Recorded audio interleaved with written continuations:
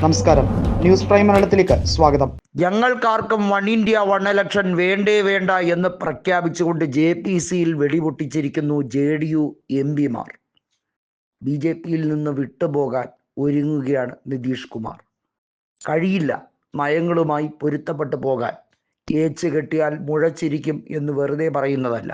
എത്ര ശ്രമിച്ചാലും വർഗീയതയുമായി സന്ധി ചെയ്യുക, അധികാരത്തിൻ്റെ അപകർഷണത്തിന് വേണ്ടി അതിൻ്റെ എല്ലാ സൗകര്യങ്ങളും അനുഭവിക്കുന്നതിന് വേണ്ടി നിതീഷ് കുമാറിന് അറ്റകൈ പ്രയോഗം എന്ന രീതിയിൽ BJPയുമായി ചേർന്ന് മുന്നോട്ട് പോകാം എന്നുള്ള പ്ലാൻ ഉണ്ടായിരുന്നു. പക്ഷേ ഇത്തരത്തിൽ തട്ടിപ്പ് നടത്തി നീല ട്രോളി ബാഗിൽ 18,000 പേജിലധികം വരുന്ന റിപ്പോർട്ട്, കൃത്യമായി പറഞ്ഞാൽ 18,626 പേജുകളടങ്ങുന്ന റിപ്പോർട്ട് JPCക്ക് വിട്ടതുമായി ബന്ധപ്പെട്ട് അത് ട്രോളി ബാഗിൽ കൊണ്ടുവന്ന് സഭയിൽ വിതരണം ചെയ്യാം.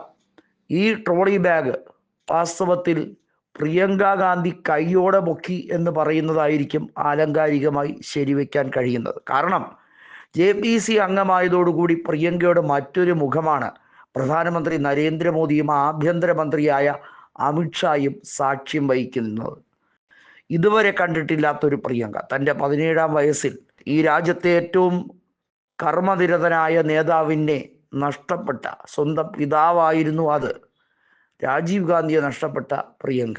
സ്വന്തം പിതാവിനെ നഷ്ടപ്പെടുമ്പോൾ വെറും 17 വയസ്സുണ്ടായിരുന്ന പ്രിയങ്ക ഗാന്ധി ഇന്ന് തൻ്റെ 52-ാം വയസ്സിൽ പാർലമെൻറ്റിലേക്ക് കാലുകുത്തുമ്പോൾ ഇത്രയും വർഷത്തെ ലോക്സഭാ തെരഞ്ഞെടുപ്പുകളെയും പല തെരഞ്ഞെടുപ്പുകളിലും നടത്തിയ പ്രചരണവും അവിടുത്തെ ജീവിതാനുഭവവും എല്ലാം പാഠമാക്കിക്കൊണ്ടാണ് വരുന്നത്.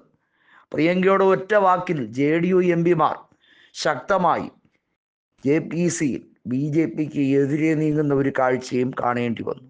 22ഓളം BJP MP മാർ കൃത്യമായി ഇതിനകത്ത് BJPയുടെ അജണ്ടയെ പരസ്യമായി എതിർക്കുന്നു.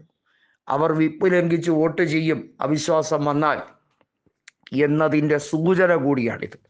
അതായത് അവിശ്വാസ പ്രമേയം പ്രതിപക്ഷം കൊണ്ടുവന്നാൽ BJP MP മാർ പോലും നരേന്ദ്രമോദിക്ക് അനുകൂലമായി വോട്ട് ചെയ്യില്ല എന്നുറപ്പിക്കുന്ന രാഷ്ട്രീയ സാഹചര്യം. ഇതിൽ പരം എന്ത് വേണം കേന്ദ്ര സർക്കാരിന് താഴെ വീഴുന്ന അവസരത്തിലേക്ക് കാര്യങ്ങൾ എത്തിക്കാൻ?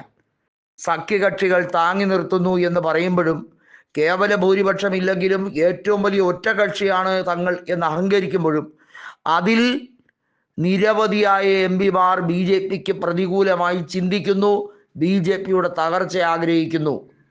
ഇതിൽ പരം എന്ത് സത്യമാണ് ജനങ്ങൾ അറിയേണ്ടത്? ട്രോളി ബാഗിലൂടെ വന്ന് 18,000 പേജ് അടങ്ങിയ റിപ്പോർട്ടുമായി ബന്ധപ്പെട്ട കാര്യത്തിൽ ആ റിപ്പോർട്ടിൽ ഓരോന്നിലും JPCയിൽ അവതരിപ്പിക്കപ്പെട്ട ഇതുമായി ബന്ധപ്പെട്ട കാര്യങ്ങളെല്ലാം നിഷ്കർഷിച്ചിട്ടുണ്ട്. പക്ഷേ അതിനകത്ത് പറഞ്ഞിരിക്കുന്ന വാസ്തവം അത് ജനങ്ങളുടെ മുന്നിലേക്ക് അവതരിപ്പിച്ചുകൊണ്ട് EVM എന്ന തട്ടിപ്പിനെ കുറിച്ച് കൃത്യമായി പ്രിയങ്ക ഗാന്ധി നിർലോഭം അതിനെതിരെയുള്ള പ്രചരണം തുടങ്ങിക്കഴിഞ്ഞിരിക്കുന്നു. ഇലക്ട്രോണിക് വോട്ടിംഗ് മെഷീനിലെ തിരിമറിയുമായി ബന്ധപ്പെട്ട കാര്യത്തിൽ അന്വേഷണമാണ് വേണ്ടത്. ഇവിടെ ബാലറ്റ് പേപ്പർ എന്തുകൊണ്ട് തിരികെ കൊണ്ടുവരാൻ ശ്രമിക്കുന്നില്ല? ഒറ്റ രാജ്യം ഒറ്റ ഇലക്ഷൻ എന്നത് ചെലവ് ചുരുക്കലിൻ്റെ ഭാഗമാണ് എന്നത് ഏതർത്ഥത്തിലാണ്? ഒരിക്കലും അത് സംഭവിക്കാൻ കഴിയില്ല. കാരണം ഇതൊരു വൻ കോർപ്പറേറ്റ് തട്ടിപ്പിൻ്റെ തുടക്കമാണ്. ചില സ്വാർത്ഥ താല്പര്യക്കാർക്ക് വേണ്ടി മാത്രം കളിക്കുന്ന കളി. അവരുടെ ലക്ഷ്യമാണ് ഈ രാജ്യത്തിന് തിരഞ്ഞെടുപ്പുകൾ ഇടയ്ക്കിടെ ഉണ്ടാകരുത്, സംസ്ഥാനവും കേന്ദ്രവുമെല്ലാം പിടിച്ചെടുക്കാൻ വഴിവിട്ട ഒരു കളി. അതാണ് ഈ ഒരു പദ്ധതി കൊണ്ട് ഉദ്ദേശിക്കുന്നത്. പൊളിച്ചടുക്കിയിരിക്കുന്നു പ്രിയങ്കയും ഐക്യ ജനതാദളും. സഖ്യകക്ഷികൾ ഇങ്ങനെ ചതിക്കുമെന്ന് BJP വിചാരിച്ചില്ല. അതിനേക്കാളേറെ സ്വന്തം പാർട്ടിയുടെ MP മാർ കൂറുമാറുമെന്ന് വിചാരിച്ചതേയില്ല.